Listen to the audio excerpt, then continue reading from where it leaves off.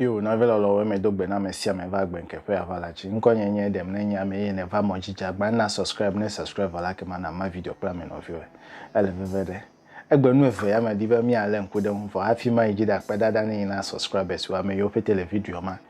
Ame yo fete le like ona. Ne le like na me gleva ibe like de. O ma ho galasi we. Subscribe ye che o ma ho galasi we. Ne me va ko ad ko da de jila kema ega YouTuber nam gade vo me kpodo ma hade o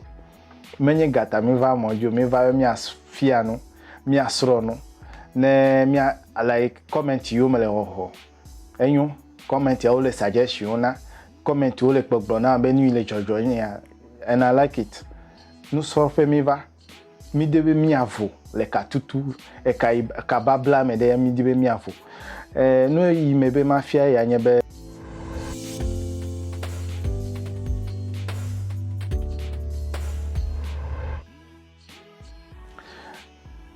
moral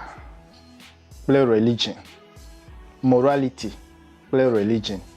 enu wa mefe alo efe egbe wa mefe ya de egomede na mede china be morality egomede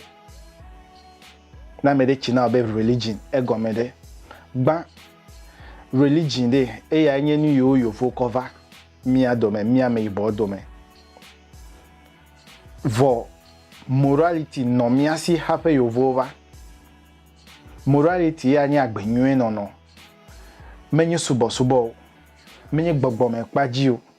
menye akuvo afa ayide sika dude me awo morality ya nya be evima le etova iwo etoma levi ava iwo evi pleto lonone no mi adome esro pe unchu mi ma to megbe na mi anu ewo mi afa morality we ma ne po amechichi de pe de amechichi un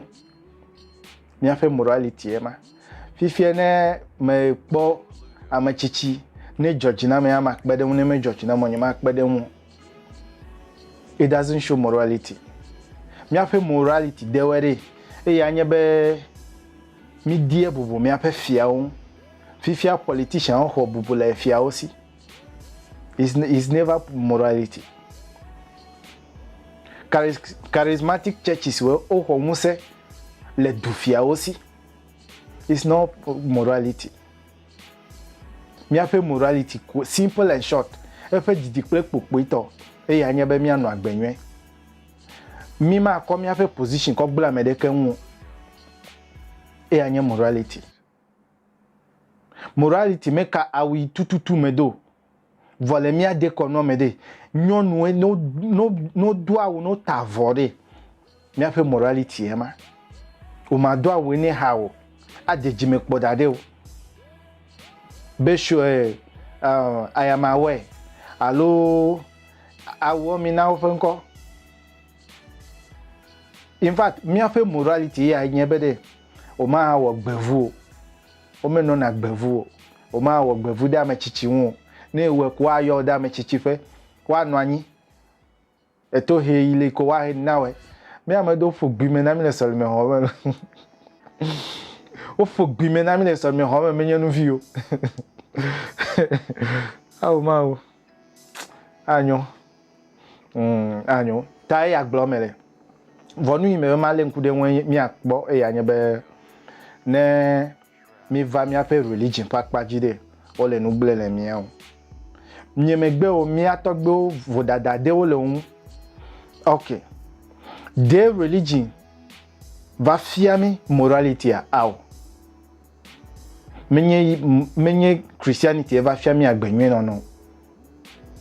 he Christianity meno anyo de mefiefio nyo no me dolo soro megbe o ekpe dade efififi mebo ajodo ame mebo amewu mebo nouveau yo sugbo la paganto fifi la mebo sigbeke Christianity va be iva le doyo voya ko dolele ko vanamiu e woni fo yovo ko coke ple fanta cover na wele dudu oko indomie cover na wele dudu fifi la kokolozi yo mi le dudu yata mi amedo mi tasi kokolozi dudu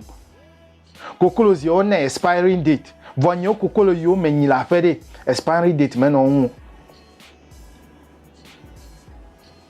nyatepe magbona wala gbenkepe avalaji nyima fonu sugbo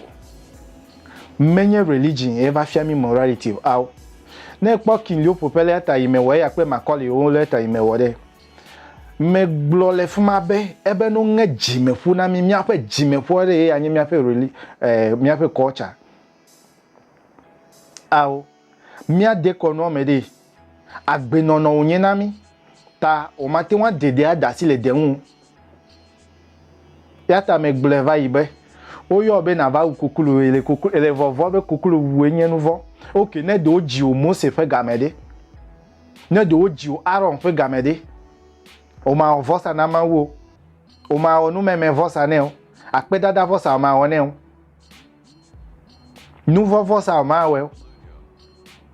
bo mi afe konu de ye yo fo nro de nu babla ho me yata me no glo be anyo be no me ga toju be bla o